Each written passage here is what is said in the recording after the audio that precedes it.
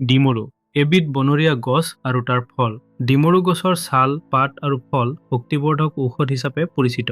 ইয়াত বহু পৰিমাণে লো থাকে বাবে ৰক্তপিত্ত, ৰক্তমেহ, ৰক্ত আমাশয়, ৰক্ত প্ৰদৰ, ৰক্ত প্ৰস্ৰাৱ, বহুমূত্ৰ, ৰক্তহীনতা আদি সৰ্বনাশী ৰোগৰ ক্ষেত্ৰত বিশেষভাৱে উপকাৰ সাধন কৰে।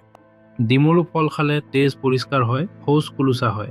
পিত্তনাশক আৰু যিকোনো ধৰণৰ অৱসাদ দূৰ কৰে। টোপনি ভাৱ দূৰ কৰে। তেজ বঢ়ায়, কফ বাহিৰ কৰি দিয়ে, শৰীৰৰ ৰঙেই সলনি কৰি দিয়ে, গাৰ বল শক্তি বঢ়ায়।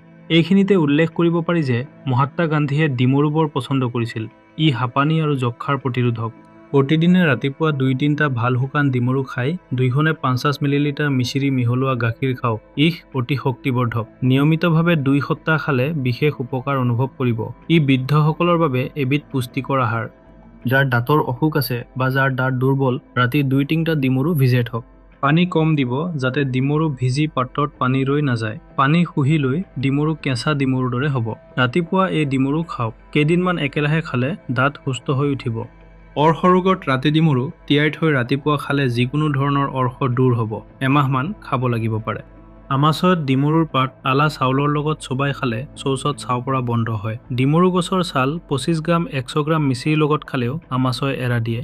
ৰক্তপদৰ বা বগা মাহেকীয়া স্ৰাৱ হলে মহিলাই ডিমৰুৰ ৰস মৌৰ লগত খাব আৰু চেনি দি গাখীৰ ভাত খাব।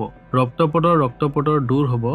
ৰক্তহীনতাত দৈনিক ডিমৰুৰ তৰকাৰী খালে ৰক্তহীনতা দূৰ হয়। বহুমূত্ৰত দৈনিক ২-৩টামান ডিমৰু খালে উপকাৰ হয়। মূৰ ঘূৰণিত দুবৰি বন ১০ গ্ৰামৰ লগত ডিমৰু ২-৩টা ভাজি খালে মূৰ ঘূৰণি কমিব। হিক্তি হলে ডিমৰু চকলিয়াই পানীত কিছু সময় তিয়াই থৈ সেই পানী খালে হিক্তি অহা বন্ধ হ'ব।